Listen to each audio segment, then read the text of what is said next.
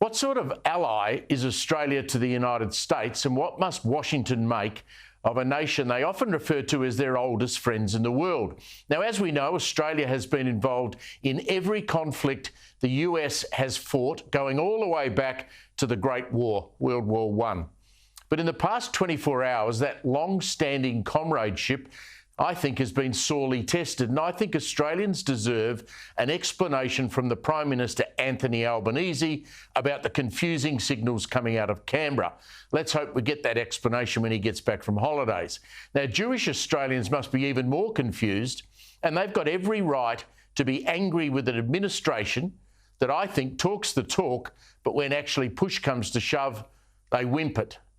How else can you explain what happened yesterday, both inside and outside the United Nations, where nations stuck their hands up for a ceasefire in the conflict in Gaza, basically calling on Israel to lie down their weapons on the ground, cease missile attacks, all while Hamas, a brutal terrorist organisation, still holds over 100 hostages taken on October 7.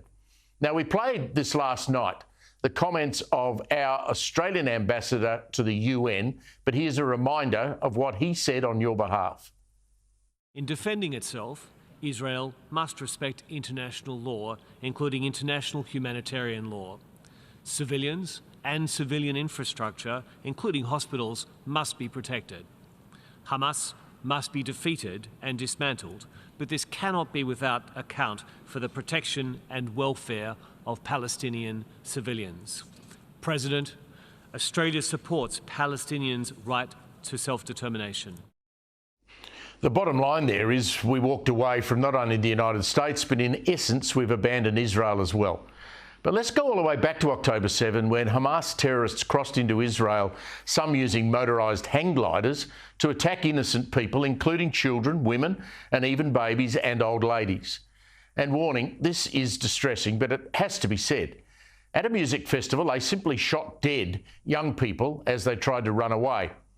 Women were captured and were raped and paraded through the streets of Gaza like trophies, many of them naked.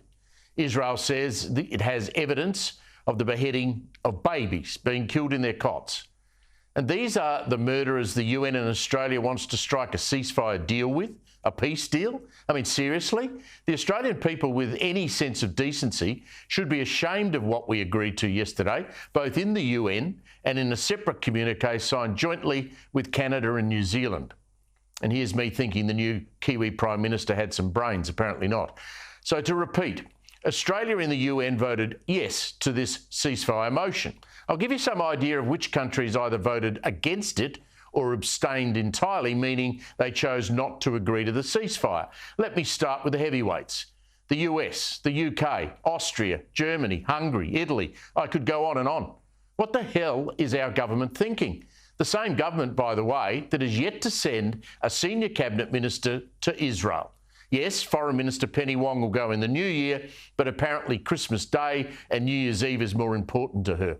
Then on top of all of this, the US Senate has ticked off finally on a major stage of the AUKUS agreement. Also overnight, the US asked Australia for a naval ship to be sent to the Red Sea to fight Houthi rebels. I mean, some ally we are. I think the opposition is spot on that's suggesting this is a bob-each-way attitude Labor has, and it can be sheeted back to the hard left in Labor, including Wong and Albanese, being uncomfortable given their history on the Palestine question. Labor seats in Western Sydney with large numbers of Muslim voters is not helping either. Look, in a dangerous world, you need to choose your friends very carefully. You never know when you might need them.